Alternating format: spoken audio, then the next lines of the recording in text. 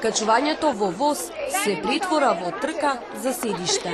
6 часот и 35 минути возот од железничката станица во Скопје се упатува кон Битола. Но место за сите немаше. Па често вака стоиме, повеќе стоиме. Па може да стоиме 1 сат, може ако слеза во околни весела 2 сати, ако не, ќе стоиме 3 сати. Овде на почеток влегов и тука се паркирав. Малце има овие композиции. Некогаш и се враќаме, не можеме да се качнуеме во воз. Овој студент се потсети на едно патешествие во препон воз.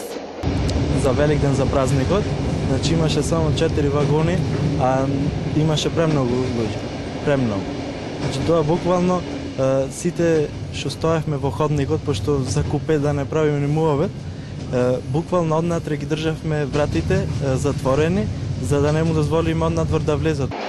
Овде треба да има противпожарен апарат, но го нема. Скршена и вратата на оваа табла и секој може да ја отвори. Вака изгледаат тоалетите, а непријатната миризба се чувствува насекаде, надополната е со димот на цигарите. Смрде од тоалетите. Мирисе, нормално треба да се чиста. Стари вагони, тоа се уште време на Тито што ги остави и железница ни купила, ни направила ни ништо. Не се редовни, не на време. Не знам друго што да ви кажам. За чисти никако. Не се чисти. Поздрав. Приказна за расипан воз имаат сите. Значи се расипуваше возот на секои 30 минути и застануваше, значи машината да се излади за да може да продолжи. Возот имаше дефект, застале и моравме да чекаме, значи некаде околу 2 часа па да се направи и потоа да тргне воз.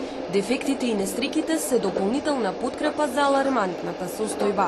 Со Господ напред. Господ напред и ние по него, друго што ќе викаме. Што си викате да? Затоа што не е сигурно да се патува со возовие. Се гледа очевидно дека не се одржава железница. И додека надвор почна да се стемнува, внатре едни заспиваа на седиштата, други стоејќи во ходниците гледаа низ прозорците во очекување на станицата, а некои едва издржуваа. Пошто се качувам од лицици и никогаш нема место. Кога идам уште поголема гужва е, се враќам. Во Европа не со овие возови. Пресудно за патувањето со воз се ефтините билети. После 4 часа возот од Скопје стигна на својата крајна дестинација, во Битола. Дел од патниците, цели 4 часа, стоја на нозе. Потребата за нов возен парк е очигледна.